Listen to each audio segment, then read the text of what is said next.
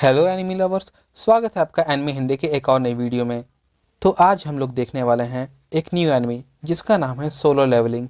Episode की शुरुआत में हमें 10 साल पहले की कहानी दिखाई जाती है, जहां पर हमें पता चलता है 10 साल पहले दुनिया में अलग अलग जगह पर पोर्टल्स खुल गए थे और उन पोर्टल्स के अंदर बहुत सारे मॉन्स्टर्स रहते हैं जिनके ऊपर इंसानों के बनाए हथियारों का कोई भी इफेक्ट नहीं होता है। इन मॉन्स्टर्स को सिर्फ वही लोग मार सकते हैं जिनके पास मैजिकल पावर हो, और इन लोगों को हंटर कहा जाता है। इन हंटर्स को उनकी मैजिकल पावर्स और मैजिकल एबिलिटी के आधार पर रैंक मिलती है। जो हंटर्स सबसे अधिक पावरफुल होते हैं उन्हें एस रैंक मिलती है, और जो हंटर्स सबसे अधिक कमजोर होते हैं उन्हें ई रैंक मिलती है। पर जब किसी हंटर की मैजिकल एबिलिटी जाग जाती है तब वो हंटर अपनी मैजिकल एबिलिटी को और अधिक डेवलप नहीं कर सकता है।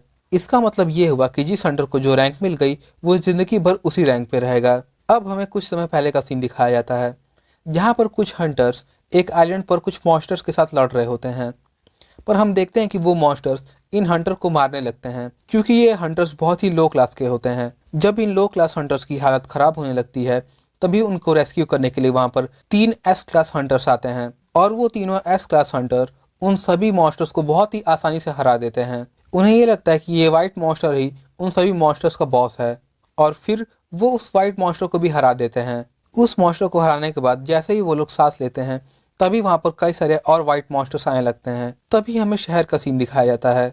हम देखते हैं कि शहर में भी बहुत सारे मॉन्स्टर्स ने हमला कर दिया है, और शहर में सारे हंटर्स उन मॉन्स्टर से लड़ने के लिए बिल्कुल तैयार हैं। चोई नाम का एक हंटर अपनी फायर पावर से उन सभी मॉन्स्टर्स के ऊपर हमला करता है, जिससे सारे के सारे रेड मॉन्स्टर्स मर जाते हैं, पर उन वाइट मॉन्स्टर्स को कोई भी खास फर्क नहीं पड़ता है, और फिर बाकी हंटर्स भी उन मॉन्स्टर्स के ऊपर हमला कर देते हैं। अब सीन प्रेजेंट टाइम में शिफ्ट होता है। प्रेजेंट टाइम में हम देखते हैं कि किसी जगह पर एक पोर्टल ओपन होता है, और उस पोर्टल के अंदर के मॉन्स्टर्स को मारने के लिए कई सारे हंटर्स को बुलाया गया होता है। इन हंटर्स में पार्क नाम का भी एक हंटर होता है, जिसने वैसे तो हंटिंग छोड़ दी होती है, पर क्योंकि उसकी बीवी प्रेग्नेंट होती है इसलिए वो वापस हंटिंग करने के लिए आया होता है।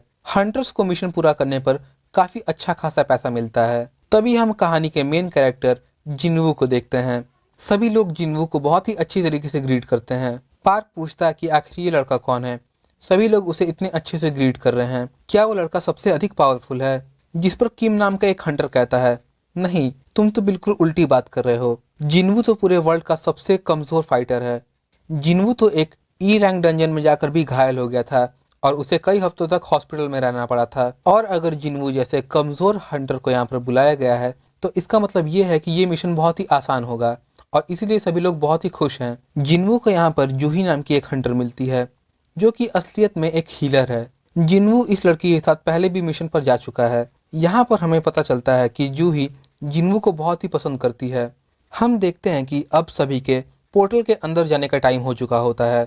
सॉन्ग नाम का आदमी सभी से कहता है कि मैं इस मिशन का लीडर हूँ, क्योंकि उसकी रैंक वहाँ पर मौजूद सभी लोगों में सबसे ऊपर होती है। फिर सभी एक एक करके उस डंजन के अंदर जाने लगते हैं। फिर जिनवू अपना हथियार बाहर निकालता है जो कि एक मामूली सा चाकू होता है। जिनवू एक बहुत ही गरीब लड़का है और उसके पास इतने पैसे नहीं हैं कि वो महंगे वेपन्स खरीद सके।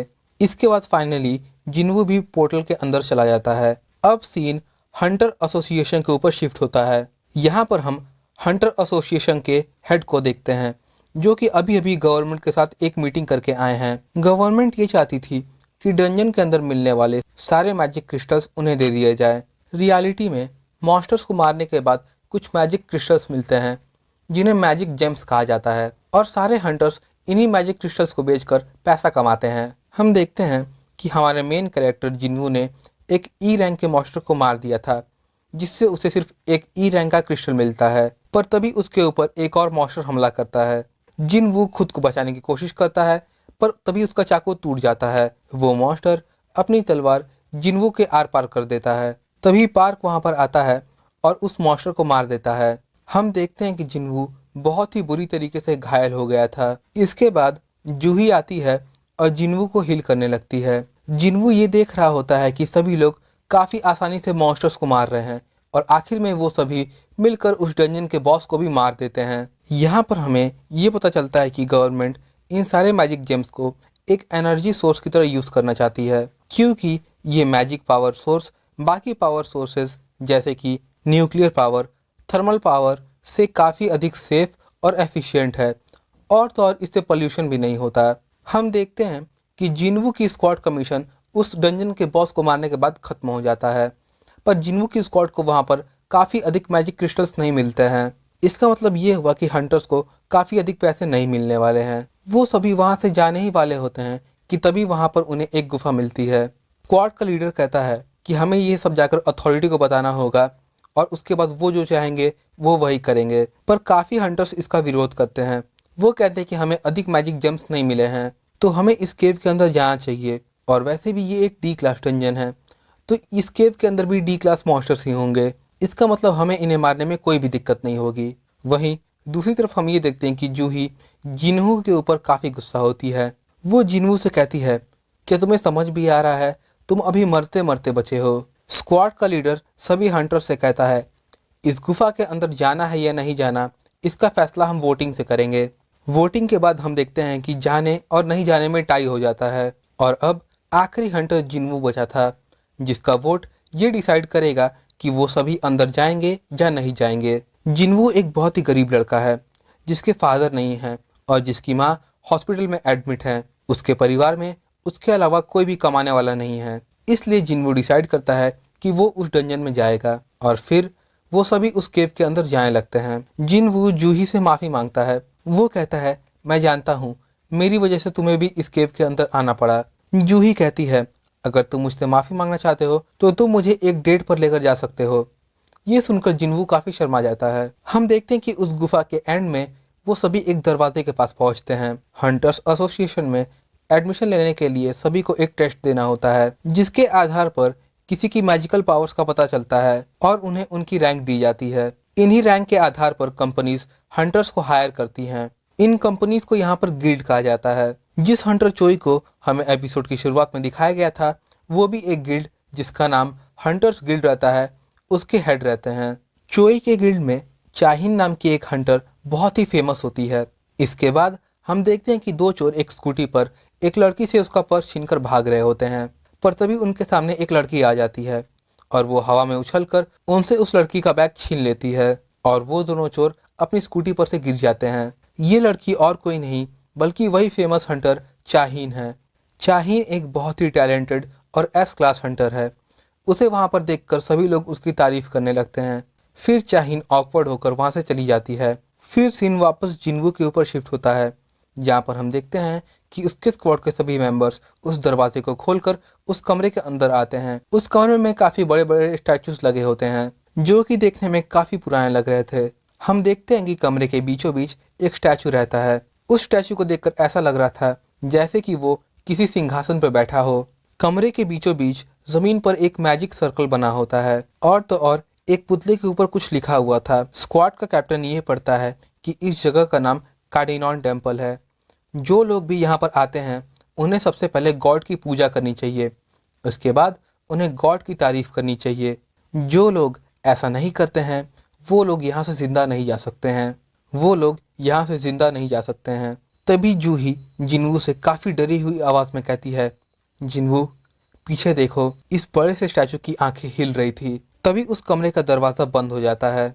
वो सभी के सभी लोग वहाँ पर फंस चुके थे। उनमें से एक हंटर कहता है मैंने तुम सभी से पहले ही कहा था कि यहाँ पर हमें नहीं आना चाहिए।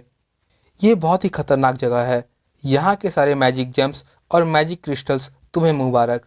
मैं तो यहाँ से जा रहा हूँ। और वो हंटर वहाँ से भागने की कोशिश करता है, पर जैसे ही वो हंटर दरवाजे के पास पहुँचता है, वहाँ पर उसके पास खड़ा स्टैचू अपनी कुल्हाड़ी से उसे काट देता है। ये देखकर वहाँ पर मौजूद सभी लोग बहुत ही अधिक डर जाते हैं। वो सोच रहे होते हैं अगर यहाँ पर एक स्टैचू हिल सकता है, इसका मतलब यहाँ पर मौजूद बाकी स्टैचूज भी हिल सकते हैं, मतलब ये सभी स्टैचूज जिंदा हैं। जिन्वू सोच रहा होता है एक डी रैंक हंटर 1 सेकंड के अंदर मारा गया, तो मुझ जैसे कमज़ोर ई रैंक का क्या होगा। जिन्वू डरते हुए अपने पीछे वाले स्टैचू को देखता है, और वो स्टैचू भी जिंदा था। जिन्वू इससे भी ख़राब सिचुएशंस को देख चुका है। अपने पहले ही रेड मिशन में वो एक ई रैंक डंजन में भटक गया था, और उस डंजन में उसके ऊपर एक ई रैंक डीमन ने हमला किया था। उस डीमन के उसके ऊपर हमला करने के बाद वो कई हफ्तों तक हॉस्पिटल में पड़ा रहा था। पावरफुल हंटर पावरफुल डीमंस को मारकर हाई क्वालिटी जेम्स इकट्ठा करते हैं, जिन्हें बेचकर उन्हें और अधिक पैसे मिलते हैं, जिनसे वो और अच्छे वेपन्स खरीदते हैं ताकि वो और खतरनाक डीमंस को मार सकें। एक स्टैचू की आंखें लाल होती हैं। ये देखते ही जिनवू सभी लोगों से कहता है, सभी लोग नीचे झुक जाओ। उस स्टैचू की आंखों से एक लेजर निकलती है, जिससे एक हंटर वहीं पर जलकर राख हो जाता है। जिनवू किसी तरीके से अपने आप को और जूही को बचा लेता है। जिनवू खुद से कहता है, आखिर ये सब मेरे साथ क्यों हो रहा है? इस जगह से निकलने का कोई भी रास्ता नहीं है। इसका मतलब अब मैं भी यहीं पर मरूंगा। और गाइस, यहीं पर हमारा पहला एपिसोड खत्म होता है। गाइस, मैं जानता हूं कि वीडियो काफी दिनों बाद आई है और इस बात के लिए मैं आप सभी से माफी चाहता हूं, पर अब मैं आपसे वादा करता हूं कि वीडियो टाइम पर आएगी। तो बाय गाइस, मिलते हैं एक और नई वीडियो में।